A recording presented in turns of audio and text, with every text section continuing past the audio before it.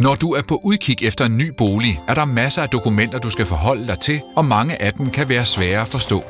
Har du fundet drømmeboligen, er det derfor vigtigt, at du ikke giver et bud med det samme, men sikrer dig, at du forstår alle papirerne.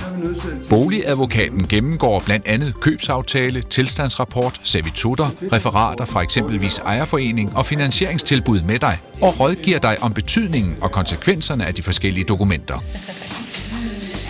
Ej, det er måske lige voldsomt nok. Nej! Det synes jeg. Jeg skal også have tomater til min madpakke. Men det var faktisk advokaten, der besluttede, hvad vi skulle byde i samarbejde med vores bankrådgiver. Og så skete der det heldige for os, at ugen inden vi faktisk havde aftalt, at vi skulle skrive under på den der aftale med dem, vi skulle købe hus i heraf, så fik vi solgt vores eget hus. Og så ringede jeg til advokaten og sagde, nu har vi solgt vores eget hus, så det skal ikke være en købsbetingning aftale, men nu skal vi bare lave en ren handel. Altså, vi vil gerne købe det hus.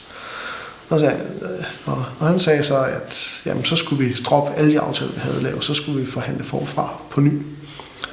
I vores optik, så havde vi jo forhandlet en pris, vi havde fået som vi var meget tilfredse med. Men det var advokaten, ikke? Så han sparede os lige for yderligere 100.000. Så det er en og alene advokatens fortjeneste, for at sige det mildt, fordi vi var parat til bare at skrive under. Altså. Se, der er en revne i huset. Tilstandsrapporten fortæller dig om de skader, som den bygningssagkyndige kan konstatere, men ikke om forhold, som blot er udtryk for sædvanlig slid og ælde. Boligadvokaten hjælper dig med at forstå tilstandsrapporten, dens begrænsninger samt eventuelle forbehold. Og i det omfang, at der er en skade, der er nævnt i tilstandsrapporten, da den på ingen måde dækkes senere af en ejerskifteforsikring. Ja, da vi først var flyttet ind, så vi jo nogle ting, som vi ikke havde set til at starte med. Og dem gav vi besked om til vores boligadvokat om, at det mente vi var fejl og mangler ved lejligheden. Og så stod han rent faktisk for alt det praktiske omkring at tage fat i sælger og få alle de ting ud af verden, og det blev klaret til UG. Der var ingenting at sætte fingre på der overhovedet. Altså, boligadvokaten, han gennemgik hele tilstandsrapporten, og så var der en olietank, som var på grunden, men som ikke blev brugt, fordi der er træpillefyr her. Og der sørgede advokaten for, at der blev gravet ned til den, og den blev skåret op og fyldt med sand og blændet af, og alt efter forskrifterne, og at BBR-rapporten også blev ændret. Jamen, der er ingen tvivl om, havde vi ikke haft en advokat til at kigge på det, så havde vi haft en ulovlig olietank ude i indkørslen. Få et advokatforbehold, der gælder minimum 5 hverdage, så din boligadvokat kan nå at se alle papirerne igennem. Et advokatforbehold kan jo blive nødvendigt eller i hvert fald relevant, hvis der for eksempel er nogle ting, som du ikke er opmærksom på i købsaftalen. Og det kan jo være forpligtende medlemskab til en grundejerforening eller nogle andre omkostninger, som gør, at du ikke ønsker at købe den pågældende bolig. Så vi fik jo ikke behov for at bruge vores advokatforbehold. Men det var jo lige så meget fordi, at advokaten jo havde vejledt os grundigt i forvejen. Men alligevel sådan til det bagspejle, så er det jo meget rart, at man havde muligheden for at trække sig ud og købe, uden at skulle betale 1% af købssummen. Da vi havde mødet med boligadvokaten, der var han meget ops på, at jordforureningen, der så ud til at være nogle problemer med det, fordi det ligger på en gammel industrigrund.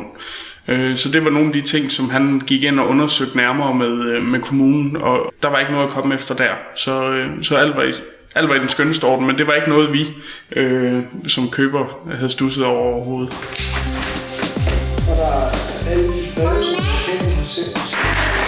En bolighandel består ofte af helt op til 400 sider. Såkaldte almindelige standarddokumenter indeholder ofte farer og faldgrupper, eksempelvis i form af ansvarsfraskrivelser fra sælger, og du skal leve med konsekvenserne i mange år.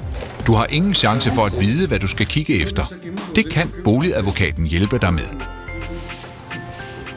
Boligadvokaten var rigtig god til at forklare os, hvad alle dokumenterne betød. Der var noget af det, vi godt vidste, hvad det betød, men der var også noget, vi var lidt usikre på. Og det var han god til lige at få belyst, så vi var helt 100 på, hvad det var, der stod i det. Som købers rådgiver, og når man er dansk boligadvokat, så skal man sikre sig på købers vegne, at alle dokumenter, købsaftalen med videre er gennemgået, sådan at køber er helt sikker og klar over, hvilke konsekvenser hans eller hendes køb har, inden de skriver under. Og der er jo rigtig mange papirer, så det er jo ikke bare 2 sider, man sidder og kigger på. at der er tilstandsrapport, og der er energimærker, og der er lokalplaner og alt muligt mærkeligt andet, som man skal have styr på. Når du skal låne penge, skal du vurdere de forskellige lånetyper. Boligadvokaten er uafhængig og har derfor ingen personlig økonomisk interesse i, hvilket lån du vælger. De råd, jeg kan give til boligkøbere, når de skal ud og købe ejendom, og hvilken type lån de skal have, det er, at de skal være utrolig opmærksomme på, om de vil løbe en risiko på renten. Om de skal have den faste rente, så de er sikre på, hvad terminsydelsen bliver de næste 20-30 år. Eller om de skal have den variable rente, som godt nok er lidt lavere nu, men hvor vi har en usikkerhed omkring, hvor lander vi henne.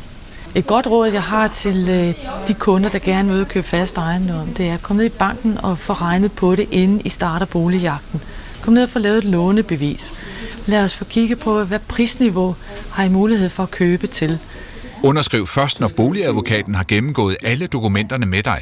Er du under pres, så tag et advokatforbehold. Da vi havde lavet en aftale med boligadvokaten om et møde, hvor vi gennemgik alle papirerne, hvor han ligesom, og vi havde et advokatforbehold, jamen han kunne sige god for, at vi ikke skrev under på noget, der ikke, altså han i hvert fald ikke kunne sige ok for, jamen så skrev vi under, fordi han var ligesom vores garanti for, at vi ikke købte katten i sækken. Første gang vi købte hus, der havde vi ikke haft advokat med gennem hele forløbet, og det var først, da vi faktisk selv havde forhandlet pris med sælger, og vi havde jo ikke nogen grundlag for at forhandle en pris. Men her, der var med mere ro i maven, vi fik sat underskriften, da vi købte det her hus, uden tvivl.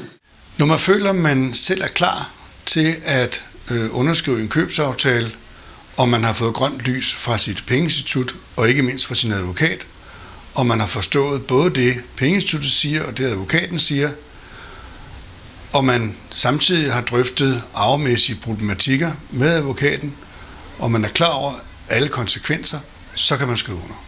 Fortrydelsesretten løber ofte sideløbende med advokatforbeholdet. Fortrydelsesretten er altid på 6 hverdage efter begge parters underskrift. Men det koster 1% af købesummen at benytte den, hvis du ikke har taget advokatforbeholdet. I forbindelse med at underskrive købsaftalen, så havde vi fået indsat et advokatforbehold og et bankforbehold, som gjorde, at vi havde lidt flere dage til at lade advokaten kigge papirerne igennem og godkende det. Så fremt, at der var noget i den periode, så ville det ikke koste os noget at komme ud af handlen. Så det var ligesom vores sikkerhed for, at hvis der skulle dukke et eller andet op, vi ikke havde set, jamen så kunne vi komme ud af det, uden at det kostede os noget.